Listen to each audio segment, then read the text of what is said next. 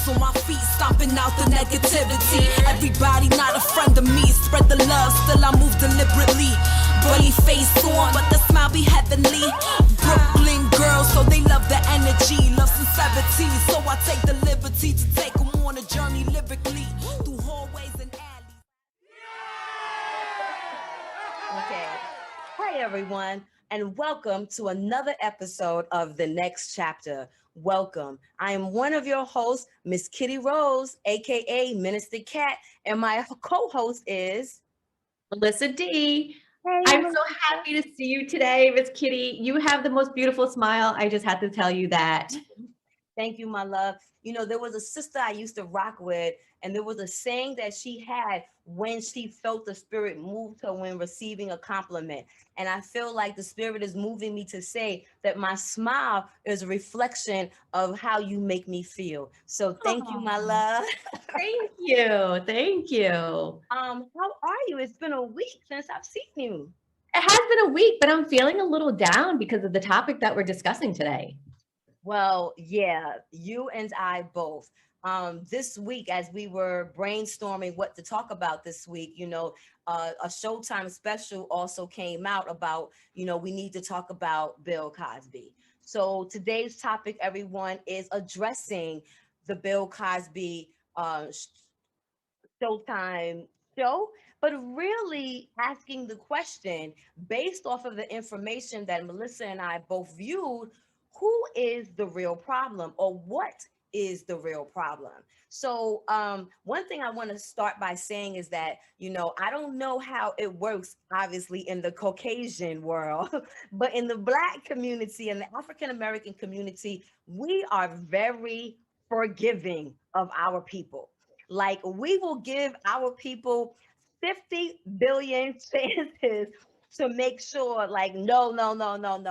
Because we always feel like if it's coming from white media, you know, then it's tainted information. You know what I mean? This is not who we know or who we think we know. And I also now believe that the face of predators are changing now. So what we once thought was a predator, or the way that creepy, you know, guy nobody talked to, you know, that's not the person anymore. The predators are these charming, good looking people in power, you know, positioning themselves over people. And I know for myself, you know, I want to first start out by saying to everyone who's watched me, followed me, especially over the last year with this Bill Cosby, that if I have mentioned before, you know, that I didn't really believe the allegations of the women. You know, I thought that, you know, I was watching movies in the 1970s and I'm looking at the way Bill Cosby is acting and I'm saying, you know what, everybody was doing drugs, everybody was popping pills, you know. So that was just the element. I remember when I first got into the industry, everybody was doing blow, everybody was doing pills. So I just figured, you know, I just chalked it up to the time. But girl, as You know, we both see, me and you, we got fucking dates. We got receipts now, girl. yeah. And you know, the one thing I think that's great about us doing this project together is learning about this stuff, because realizing, like how you say, like, we'll give our people like 50 chances. And I can see why, right? Because people of light skin have always been there to be like, you know, if you're getting good at something, then, you know, we're going to put you down. So I can understand why you say, like, we give our people, you know, 50 chances, because, you know, white America has been pushing back on people who are of color, who kind of gain status or, you know, start to gain some momentum. And, you know, things that fake news have been oppressive too. So it's really interesting when you say, yes, we do give them 50 chances. And it's interesting that they said this also in the documentary about, you know, how people were just like, oh no, it might be just one or two. And then it was like, oh, it's just white women that this happened to. And then it was like, no, 1/3 of the women who come out were people of color. So it was like, you know, he had no discrimination about who he was being a predator to. And well, he did discriminate against grown women. That is true. That is true. Yes. because the majority of the women, even when he was an older gentleman, were all under the age of at least 25, but definitely 30 years old. There was no one at the time that was over 30 at the time that he preyed upon them. That was interesting. Yeah, yeah. Which, for predators, a lot of time there is an age range that they are geared towards. And it seems like his did not change no matter what age he was, which is typical of people who have, these type of behaviors. But yeah, it really depressed me because I grew up as thinking that Bill Cosby was my Black dad. My dad wasn't around and I had Bill Cosby. I think it was like at one time his show was in syndication every day of the week. So we ate dinner and watched Bill Cosby and his family, and so now I'm just like, oh my gosh, my Black dad was a pedophile. It was just like, it kills me. And then to know like all these young women, were subjected to this, and then the fear of coming out to say it. And I can understand why too. The other part that really troubled me was the timeline.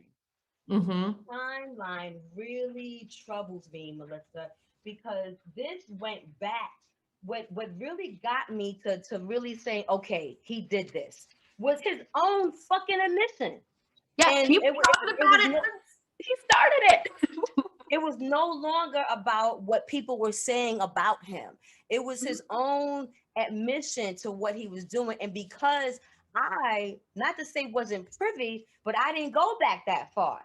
I, like you, I went, well, not like you, because you were referencing that being your Black dad because of the Cosby Show. But, we grew up in the Black community, and I don't know how much this is in the white community, but I didn't even know about I Spy. I had no idea about it. Well, not before, but after I Spy, for me growing up, I didn't grow up on I Spy per se, but I did grow up on Fat Albert. I did grow up on, and I raised my children on Little Bill. You know what I'm saying? And then I did watch the Cosby Show. But what was interesting is that when we did the timeline, it went as far back to, wait, let me make sure that I look at my notes. 1976, girl.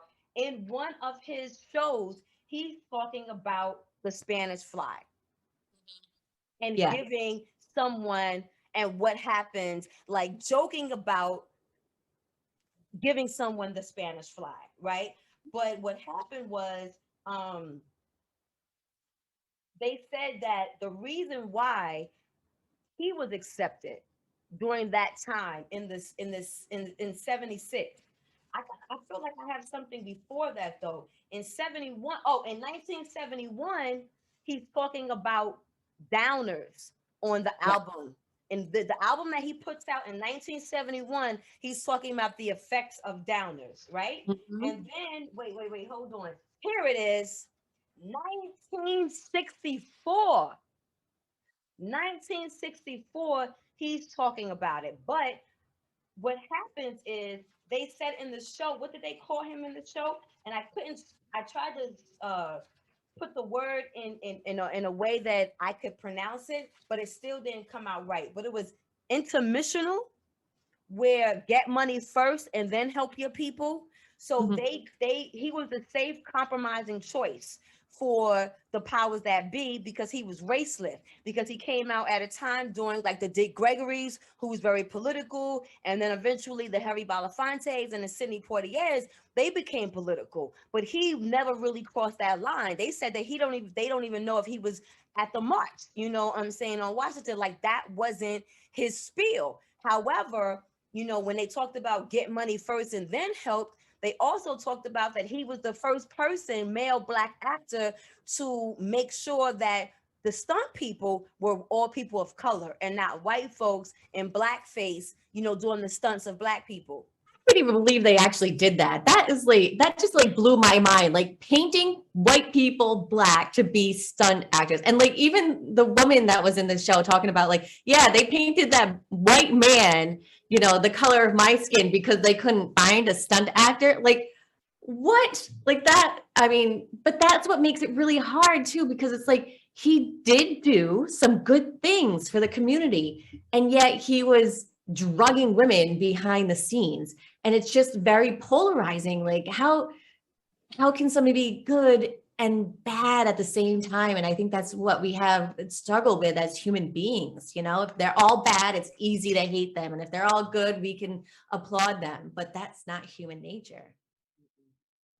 So one of the problems I feel is like, he made his living being the nice guy. So like you said, Harry was drugging women, but he made his living off of being the clean guy, the nice guy. You know what I mean? And then that goes back to predator behavior. That when I looked up predator behavior or defined predator behavior, is someone who allows you to believe, who has a trusting spirit. You know what I'm saying? Or has trusting vibe and gathers you in that way, like that dad kind of feeling. So my question to you, or what I found scary and really why I wanted to have this conversation, is because if people knew, like back in 1968, but wasn't really listening, I don't believe that, because in 1991, not the 70s, not the 80s, in 1991, he's on fucking Larry King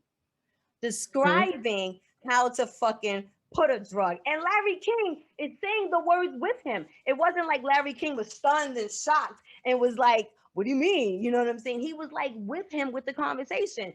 So my question to you, and why I'm having, or why we're having this conversation, is who fucking is the real problem? You know what I'm saying? Because if the powers that be was aware of this, I was one of those people that believed in the conspiracy theory that, the powers that be was only attacking Bill because he recently wanted to make the purchase of NBC. And because he wanted to make that purchase, now his dirty skeletons come out. But even if that wasn't true, what is true is that they will fucking hold your shit. Hold your shit until it no longer serves them purpose. And then bring your shit out and explode it. Because you could not tell me, if you still have reports in the 90s, in 1991, while he's on, excuse me, not 1990, in 84, when he's filming now the Cosby Show, he's still raping women on the fucking Cosby Show. Yep. Then why did they wait until X amount of years later to reveal finally his shit? And then because we all didn't want to believe it because of, look at another statistic is in 19, he did start to get political, but not really. He started to get educational.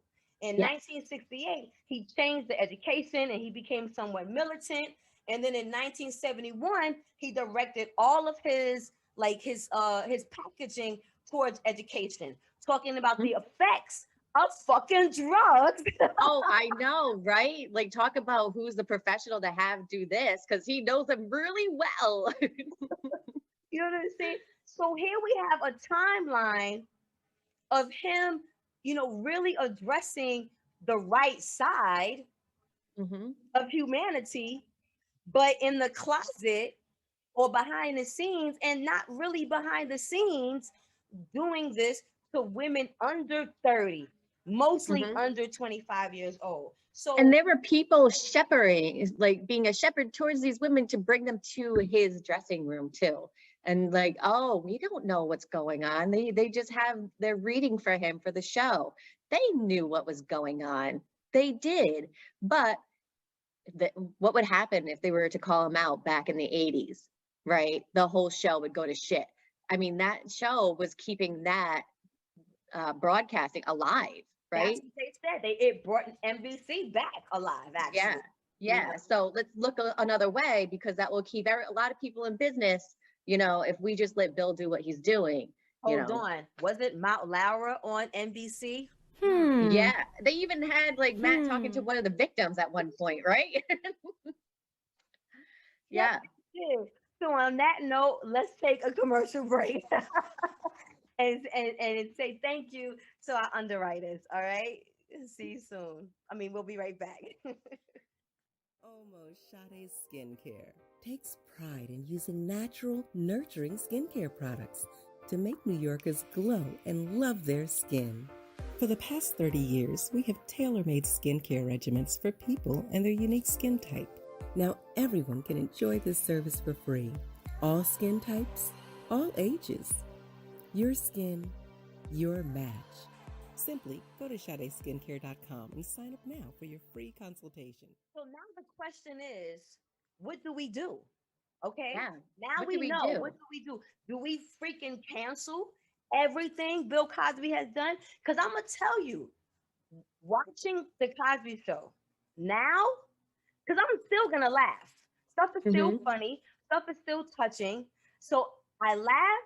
And then right after the laughter, I'm crying that I'm laughing at this fucking man and what he put out there and what he did.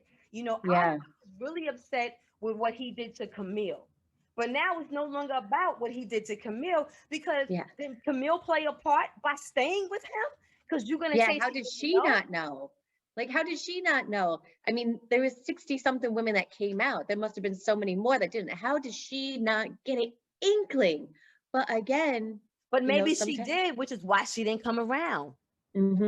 maybe. Yeah, it's easier. What they say, what the eyes don't see, the heart doesn't feel. So Yeah. so now I know for me, when it came down, because this is not a black and white issue. You know what I'm saying? We have the Jimmy Lewis, the rock and roll guy. You know what I'm saying? The James? no, the white guy, the Jimmy that always used to date white young girls. Oh my God, rock and roll. I can't think of his name. Jerry Lee Lewis or some shit like that. Then we have what? Woody Allen, who Woody dates Allen. You know what I'm saying? yeah, So stepdaughter. this is not a black, an issue, which is also part of the problem. Because I think when we think of predators, I don't know about you, but I know for the black community, we really only think about white folks being. Well, yeah, because that's mostly the murderers and the predators that we see on TV too. You know what I'm saying? So now that we know that the face has changed, like the R. Kellys of the world, you know what I'm saying? I no longer listen to anything R. Kelly. As soon as it comes on. Now, here's the thing. R. Kelly, I was able to get that documentary really easy. Get with the Bill Cosby one. I had to download an app and then pay a subscription just to get this information. Otherwise, I would have known everything that was happening. But I feel like R. Kelly did get a lot more publicity. And I'm wondering why was that? Is it more the powers to be? I think that's an excellent point. Because was it easier because R. Kelly made sexual music to let him fall? So he was always tarnished. Because you still need your token black. Because R. Kelly was accepted not just for the R&B he did. Remember, I Believe I Can Fly. Yeah, I mean, that was in every church that I went to. Like, to the white folks, that crossed them over. Celine Dion, you know what I'm saying? They was like, oh, R. Kelly, you know, our new black. So there's always the one black that they allow in everything. So, maybe, but the point that I was making is that I no longer listen to R. Kelly. I don't subscribe to it. I don't do the hustle, the slide, the electric slide. I don't do the Chicago step. I do nothing. Even if it's a duet, I do not listen to R. Kelly.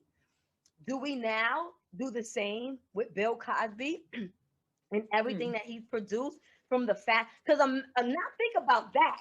The amount of money now, the Fat Alberts, the Little Bills, the Cosby Show, A Different World. Do we now cancel out everything that he was attached to make? Didn't he also buy the Little Rascals because he said it was racist? I'm not sure. Was that in the documentary? No, but I thought I had heard that at one time, that he wanted to buy it so that it wouldn't be publicized anymore because it was a very racist show.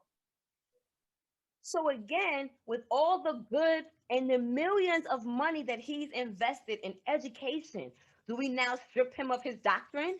Do we now strip him? Because to me, when do we set the example? When do we let these fucking predators? Because when I talked about last year, when I talked about my Bama being a predator, I talked about him being a predator in the sense of men in power, in positions of power, that prey on the hopes and goals of their prey. So as women, we pray for opportunity. We pray for exposure. We want love. We want companionship. We want opportunity. These young actresses, you know what I'm saying? He didn't prey on a fucking nurse. He didn't No. pray, you know what I'm saying, on a fucking librarian. He preyed on women that was in the industry that he was in. So when you have these men, and I'm sure there are women, but when you have these men or people who are in position of power preying on others under them, when do we say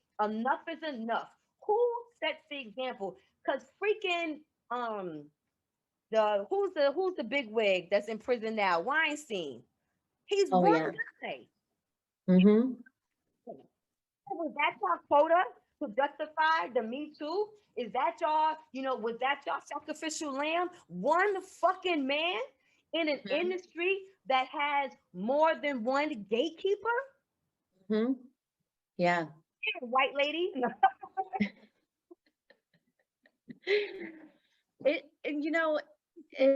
It goes back to like, are we feeling safe enough to be able to talk out about these things too? Right? Because I think a lot of us do stay quiet because we feel like if we blow the whistle, then we're going to ruin a lot of people's lives, make a lot of people uncomfortable. And I think that we're also raised as women to be like, don't make anybody uncomfortable. Oh, Uncle Harry wants a hug, give Uncle Harry a hug. We're just like taught that. And I think like that has just come a part of how we're raising people not to speak out because, the consequences and how you're going to upset other people.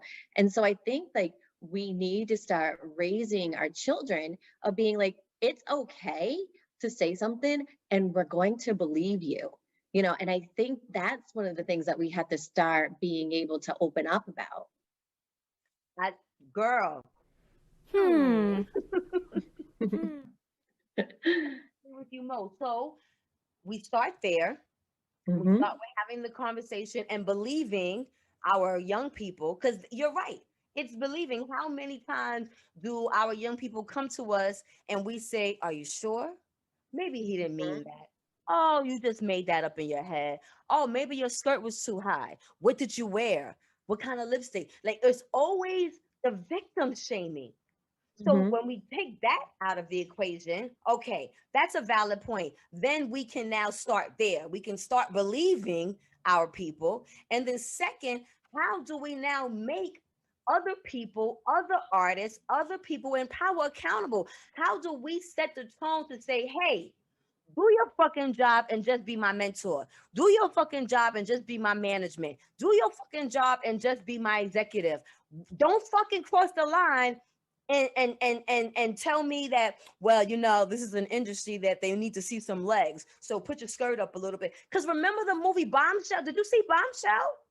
No. Bombshell was the story when the fucking Fox News, the head of Fox News, got in trouble because he crossed the line in women anchors. You know what I'm saying? Women anchors coming to him, professional, doing the goddamn job, years in their career.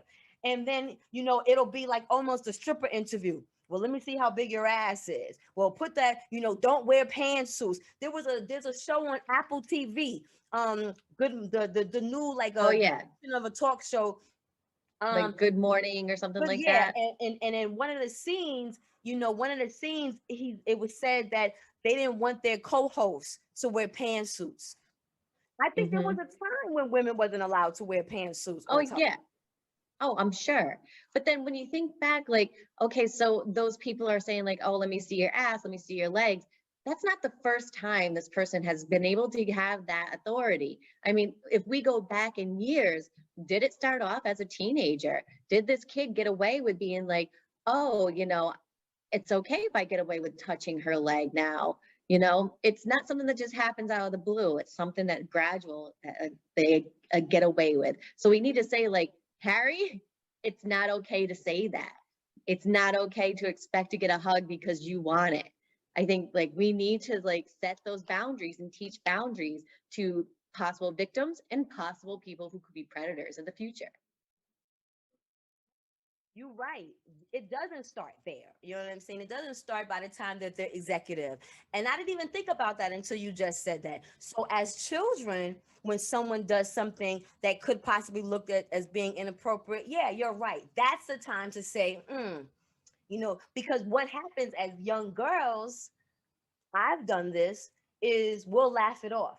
We'll be Yes. so uncomfortable at 13 and 12 and 11, and we'll Yeah, because we don't know any other way to deal with it. How are we supposed to say, like, oh, no, that's not cool? Like, nobody taught us how to deal with it. And even at, older, still doing that, because how are we supposed to say, like, hold up, that was really awkward. That's not okay. Like, it's just these societal norms that we've been taught to live by.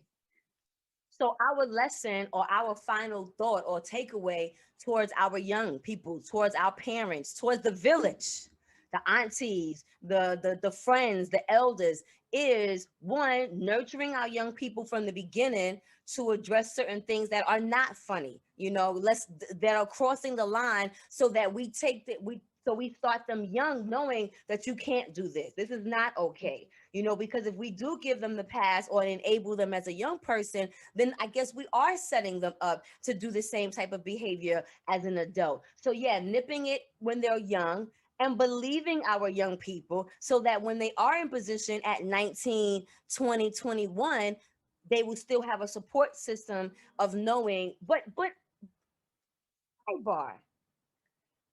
Because I always think that predators go after, well, no, that's not true. Because it could be people from all types of backgrounds, and they'll still find a way. They'll still find a weakness, or still find something. I wonder what happens and what goes on in the mind of a predator. I don't know, but like I talk to so many people, and like most of the people I have a creepy uncle, right? Like it's almost like we're brought up with like there is somebody creepy and we just accept them as being the creepy person. Yeah. You And I guess know, we can no longer do that. We have to no. nip the bud and say, Uncle Harry's creepy, and we're not fucking with him. Yeah. I mean, it wasn't until like Are I we was in my doing that? 20s. Are we doing that? Are we enabling predator behavior? Yeah, I think that we do. We need to say, Uncle Harry, don't be touching my daughter's ass. Because you think it's okay, you're an uncle. I think we have had a full conversation, and I actually think we came up with some tools to help people going forward.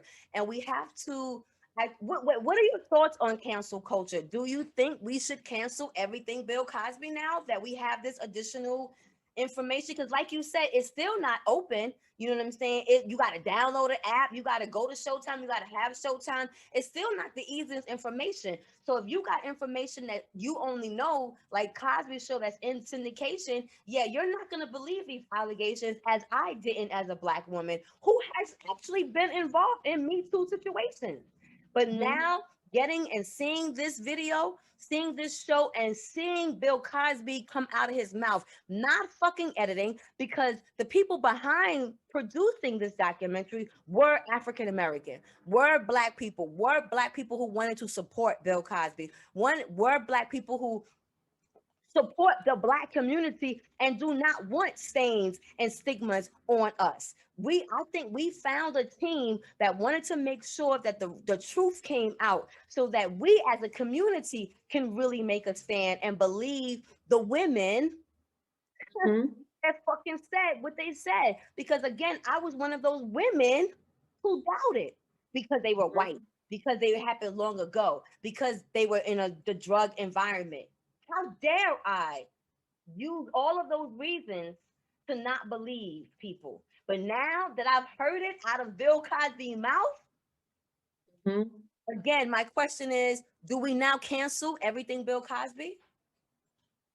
That's the question. And I think one of the quotes one of the interviewees said was Bill Cosby was a rapist who had a great show at one time. But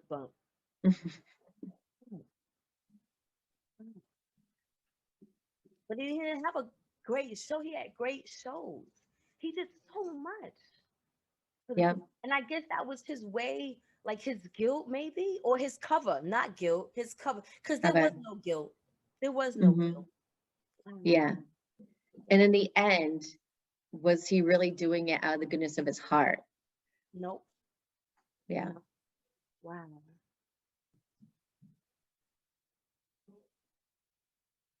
This was a tough one. Yeah. Yeah. This one stuck with me for a few days. This was a tough one. So on that note, everyone, we welcome your comments. We welcome you to share your thoughts because we know you have some.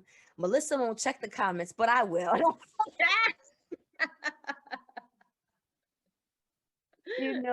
Share your thoughts, because we're just two people, we're two professional opinions, but it's still just our professional opinions. So join in this conversation with us and share your thoughts. Should we now ban everything Bill Cosby? Should we set the precedent with him? Because he's not the only one. That's what's really important about this whole conversation. The face of the predator is no longer what we once thought. It's that lovable guy. It's that lovable woman who gets us, who embodies us, who gives us hope and makes us feel good. So we don't know what to look for. We just got to be careful all the way around.